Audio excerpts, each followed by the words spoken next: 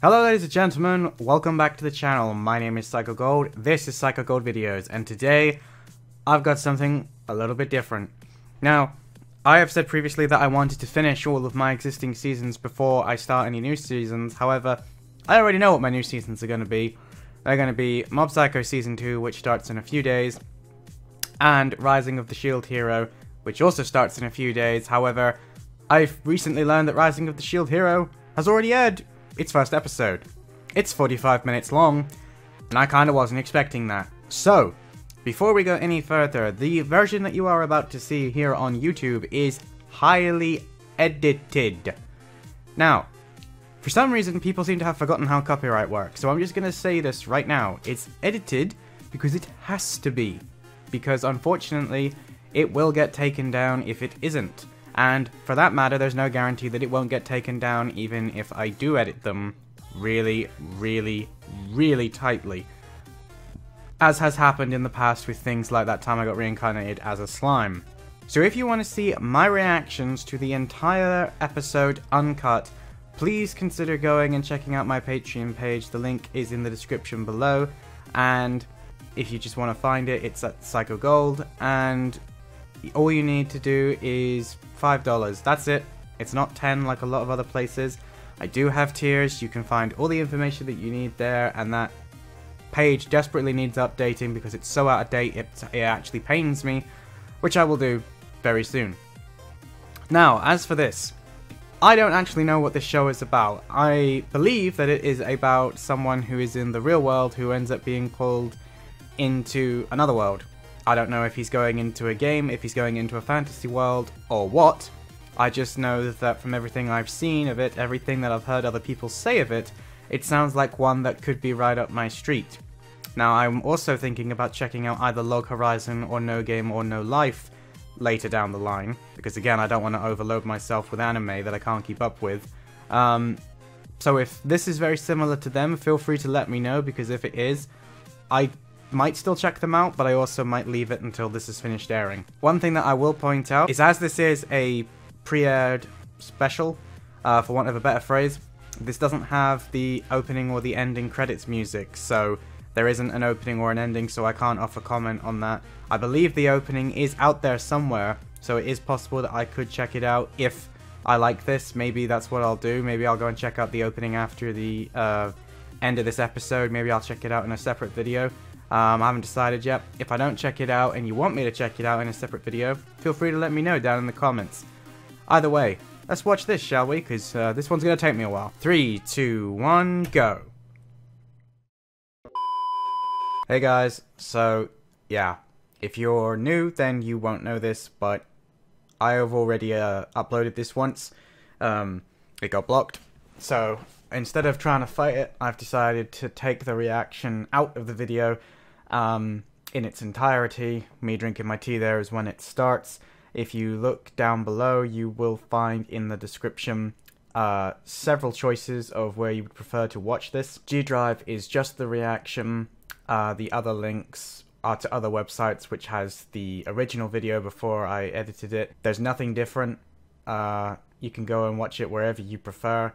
If you do watch the reaction on G Drive though, then be sure to come back here once you're done, because it will literally end when the reaction is over, and then you need to come back to this video if you want to listen to the review, which I talk quite in depth about my thoughts on this anime, and I really enjoyed it, so I hope to see you in a minute, guys. Okay, it literally just stopped. Which makes sense, because I knew that there was no ending credits, so...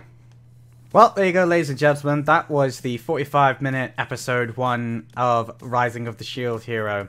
And I tell you what, man. Oh my god. That was not what I was expecting. Like, it started off exactly what I expected. But, man, it went places I did not expect it to go. And I say that after... I kind of think that that must have been what watching Goblin Slayer was like for people who didn't know about the scene that was coming. Like, when a twist hits you that you're just not expecting, it is quite nice, like, to not know where a story is going, like, to have some twists and turns that are actually twists and turns. And, like, yeah, I kind of called that she wasn't trustworthy. I don't know if she is in league with the other hero, the spear hero. I mean, it wouldn't surprise me if she was, but man, they must have come up with that plan whilst they were in line queuing without anybody else hearing them. Or, of course, all of the other heroes are in on it, which, I don't know, it just seems a bit weird if they are, but who knows? There seems to be this prejudice against the shield hero from before they even turned up, so maybe it's true. Maybe they all knew better than to stick with the shield hero. You know, maybe they all got together after they spoke to him and was like, he knows nothing about this world.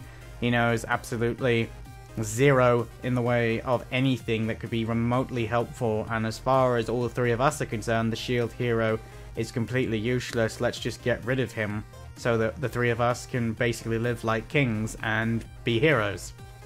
That wouldn't surprise me, but obviously whether or not they really wanted to go the route that they did, I don't know, but maybe they also knew that because of their status as heroes, that the worst that would happen is he would be banished instead of being executed, and of course their plan didn't go the way they wanted it to when the king was like, I can't actually banish you because if I get rid of you, you'll only be resummoned, I can't actually replace you. And they seemed very surprised by this, just like he was, and if they're all in on it, that was obviously the flaw in their plan, is that they didn't realize that they couldn't just replace him or keep him got rid of. Now, again, the fact that the king said that they wanted him to be replaced means that they must need all four of them, even though everybody seems to think that the fourth one is useless. There must be a reason why the fourth one is needed. It's very interesting. Or are they saying that if they send him back to his world, that it's not like they have to resummon him. He will literally just come back automatically because the other three are there, and the only way that he can be permanently removed from the world is if all four of them leave, which can only be done when their quest is completed, in which case, yeah, he's very much stuck there, and like they said, there isn't any point in wasting his talents, or what little talents he has, by his own admission, rotting in a cell, because he is one of only 4 people who can stand a chance of turning back these tides, which has obviously backfired if one of the other heroes is in on this. But again, the girl, in my opinion, is very, very sadistic. She is very manipulative, which I said from the beginning, and she took full advantage of him and made, you know, all of the money that he spent. They basically managed to turn around and make the spear hero stronger, but I don't know if that's enough to say that he was in on it from the beginning, or if she's done all of that off her own back, because she could end up manipulating the spear hero as well. She could be manipulating everybody. I just don't know. We don't have enough information to draw those kind of conclusions. Now, Shield Hero has pretty much sorry guys. Shield Hero has pretty much decided that they are in on it together, but I'm not so convinced. It's possible that she has ulterior motives. It's possible that a lot more people are in on this than either one of us knows, but let's leave that storyline aside. Let's go back to the way that he entered this world. Let's go right back to the beginning, and he entered this world through a book, which I find very interesting because everybody else seemed to enter this world through a game, and he seems to be the only person who's found this through a book. Now, is that because the gateway appears in the form of whatever it is that the individual that needs to be summoned is going to actually look at, i.e. there's no point in making an online game be the entry point for someone who doesn't game online, but he does game online. We saw that at the beginning. So I'm very interested in why specifically it's a book, or whether it's always been a book in our world and he's not the first shield hero. Obviously heroes have been summoned before, so other people must have inherited, or inhabited rather, the position. And again, these other Japans, are they other Japans from different points in history? Are they other Japans from other dimensions? Because one of them said like in the 3rd dimension. So either he's very far into the future where tech in terms of augmented reality is a lot better when it comes to gaming, or they are from completely different realities where nothing has gone the way it's gone for us or for our main character. But I find it very interesting that he's the only one who entered via a book and not a video game, and as a result of which that has actually put him at a disadvantage. Like, that book told him a lot of information about the other 3 heroes, like he read that, but when it came to read about the shield hero, the pages were literally blank, which makes me wonder, is the book always the way in for the shield hero, or is the book always the way in for someone from this world, and this world has already been a spear hero, a sword hero, and a bow hero, and the only one that this world hasn't contributed is the shield hero, which obviously, from the sounds of it, is universally acclaimed to be the useless one. But is he only the useless one because the other worlds that have given a shield hero in the past, you know, they've always been, the shield hero is always the one that knows nothing about this world because he's always the one that comes in with no knowledge. In the past, maybe the people that came from our world, books were the only way in, so by reading the books and actually being a book reader, the other sword, spear, and bow readers had a massive advantage over someone who came in through some other means. And they all seem to be pulled from different places, different times, so there's no real way of knowing why the shield hero seems to have gotten, and has gotten in the past, the short end of the stick, or at the moment at least there's no way to know, but maybe as time goes on, maybe it's part of the storyline, or maybe we'll never know, maybe we just got to accept it. But either way, it's a very interesting plot that I kinda dig, and I'm looking forward to seeing more of as we go on. Which brings us back to current storyline, where he himself has kind of accepted that he's weak, he's accepted his limitations, and his whole personality, like I said, has just changed to deal with the situation. And I don't blame with him in the slightest, because if I was stuck in that situation, if I had to go through the experience of being accused of raping someone, of losing everything that I had in that world, and, you know, I'm in a place that I have literally no familiarity to. The only way it could have been worse is if everybody else spoke a different language to the people who were accusing him, and it's like, that's literally the only good thing, is that the people there for some reason seem to speak the same language as him, and, you know, everything, the interface seems to be Japanese for him, which he even makes a comment of, you know, oh, okay, so the readouts are gonna come to me in Japanese then, that's handy. I mean, that whole scene where he had to stand there and take the accusations, and everybody that he'd not started to think of as his friends, don't get me wrong, but they were the only people who he could kind of relate to, and, you know, the only people that he'd met, and literally from the word go, you know, they were the only ones who had been of any help to him, the other heroes, and they all turned on him in an instant. The king, the advisors, everybody there, everybody has to basically now be his enemy, and, you know, he had literally no one to turn to, and when he did say the one thing that, you know, I was surprised that they cared, which was, you know, you have to provide proof, a knight literally stepped forward and was like, here's the proof, and it's like, hang on a minute, that literally wasn't there when you guys showed up and brought me back to the palace, and, you know, she managed, or someone managed to sneak in and take all of his belongings and armor whilst he was still asleep, which is interesting because the spear hero said, now that I'm thinking about it, that she gave it to him as a gift, which means that she must have snuck back into his room, or snuck into his room before she did this ruse, or as I say, or as he say, should I say, he's in on it, and that was maybe what he was thinking in his own head, what I've just done, and that's why he's decided that he's in on it. But anyway,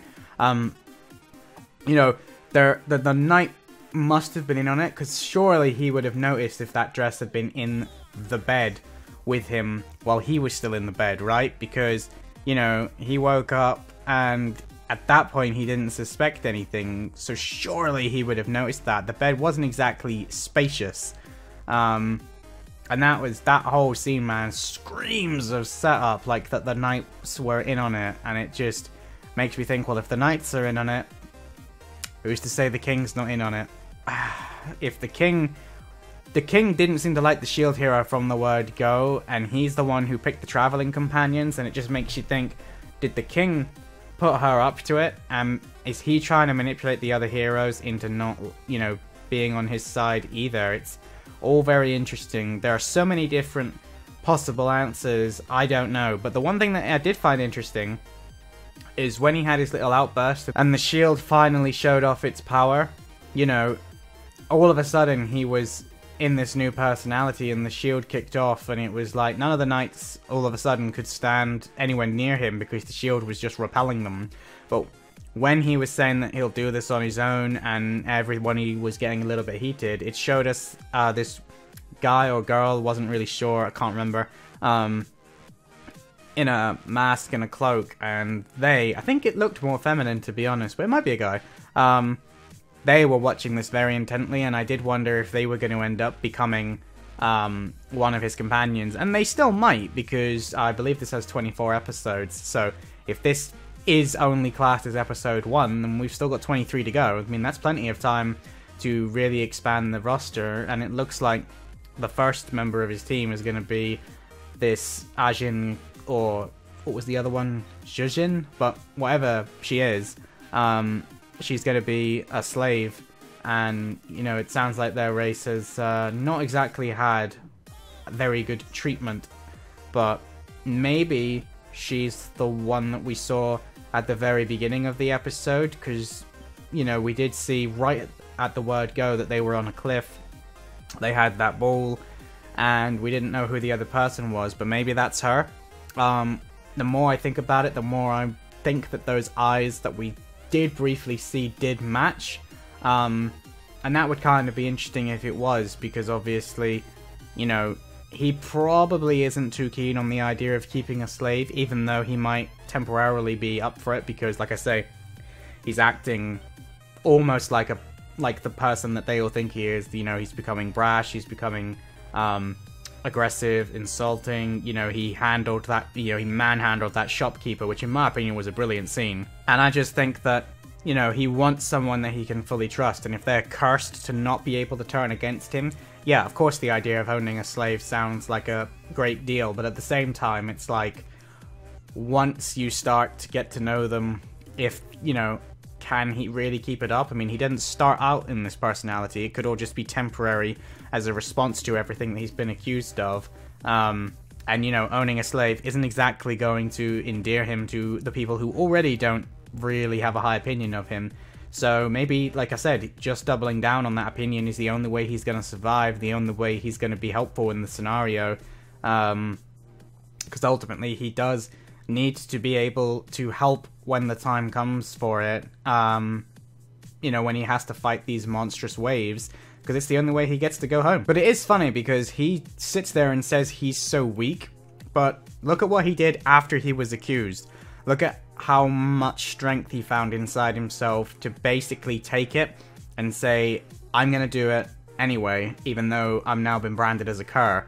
And then the way he deals with the shopkeeper, like I said, was so creative, and it showed so much initiative on his part. It might have been something that a lot of people would overlook, but considering, you know, he is new to all of this, I think the way he handled that scene with the shopkeeper and the way he carried himself, and then to do the same thing later on with the people who he knew flat out were just gonna try and rob him, I think was brilliant. You know, he's able to handle himself against low-level thugs without much issue. He can intimidate shopkeepers into giving him fair prices, which is the bit that I liked. He was like, I'm not interested in you giving me more money than they're worth. I just want you to give me the same deal you'd give to any other customer. And I really like the idea of this hero who isn't really going to be perceived as a hero no matter what he does. That whole rape accusation is going to hang over him now, and I'm like, that presents quite a lot of interesting storylines for the future. Everybody's going to be against him from the word go. He's going to have to work 3 times as hard as anybody else to get any kind of help, at least in this kingdom. He might be alright if he can find other kingdoms, but I don't know. Or not necessarily kingdoms, but other people who live outside of the kingdom. He might be able to, you know, tell his side of the story and say how he was, you know, accused of something that he didn't do. And now he has no choice but to live with it. And everybody else is turned their backs on him, so maybe he can recruit companions from outside of the kingdom, you know, wanderers, adventurers who maybe know that the kingdom isn't necessarily the place of pious purity that it probably claims to be. I'm sure there's going to be some sort of corruption. I mean, the advisor to the king looked like such a swami Oh man, he just looked like he needs someone to punch him in the face or hit him with a shield maybe. But I do find it interesting that he can't actually dislodge the shield from him, even though he can move it, which means he can't throw it. So he won't be doing any Captain America style moves, at least not for a bit. Maybe it's something he can unlock later on. I did like the fact that we also got to saw, you know, him unlocking different shields, and he actually changed how the shield looked. That's kind of interesting, that as time goes on, not only does he get all these different abilities, but he actually can dramatically shift how the shield looks. So maybe the shield will become much more powerful, much more useful in time. I guess the only way we're going to find out is to watch the series, and judging from that, well, first couple of episodes, I suppose you could argue. I really like the look of that, man. I think this could be a really cool show. I don't know if it's gonna carry on what it started up so far. I guess we'll just have to see, but from what we just watched, I'm really looking forward to seeing episode 2. January 9th, I think? It's either 9th or the 7th. I think it's next week either way. I think both Mob Psycho and this is next week, I think. Yeah, Monday and Wednesday, that sounds about right. I think Mob Psycho is the 7th, so this must be the 9th. So yeah, hopefully you guys have enjoyed this. Like I said at the start of this episode, if you're watching this on YouTube, then unfortunately, I don't know how much I've edited this. It's probably very, very small amount of the actual episodes. I will try on my first cut to get as much footage as I can get away with, but I also know that right now, man, the copyrights thing with anime on YouTube is only getting worse. So I'm really not looking to push the envelope of what I can get away with. As I say, if you would like to see the entire reaction uncut, then please consider looking at the Patreon page. That's where you can find uncut reactions to tons of shows, to shows that aren't even on YouTube, to shows that are going to be there early before they come to YouTube. There's more stuff on Patreon at the moment than there is on YouTube, but that's going to change very soon. A lot of the stuff that's on my Patreon is coming to YouTube as early as next week, in fact. But there are also a couple of shows on there that are going to be very, very slowly going to YouTube, purely because I'm going to have to censor them, edit them, and there is at least one show, which is Irregular at Magic High, that will never come to YouTube because that was already on YouTube, and I can't show anything of that without copyright strikes. Not just losing the video, but I get striked as well. So, with that said, if you enjoyed this video, don't forget to leave it a thumbs up, and let me know down in the comments section what you thought of this 45-minute special. If you didn't see it, and you've watched this reaction, then that was a bit daft. But if you didn't see it and you just want to go and watch the full episode, just Google it, man. It's not hard to find. It's out there on multiple different sites to stream, so it's really not difficult. Now, as you just saw, the subtitles weren't of the best quality, but at the end of the day, I understood what was going on. Yes, there were silly mistakes in the subs, but ultimately, I can live with that. I've seen official subs make mistakes before, so I'm not going to hold it against someone who does it for free and, you know, did it really, really quickly after the episode went up. So, whatever. Anyway, guys, that's going to be it for me, and that was episode 1 of Rising Shield Hero. I am definitely going to be continuing to watch it, so if you enjoyed it, please let me know, because I'm hoping that this anime is going to be one that a lot of people are going to be wanting to check out, and will be looking for reactions and reviews for, which ultimately is what I do. And as always, guys, I am Psycho Gold, and I will see you in my next video. Psycho Gold, out.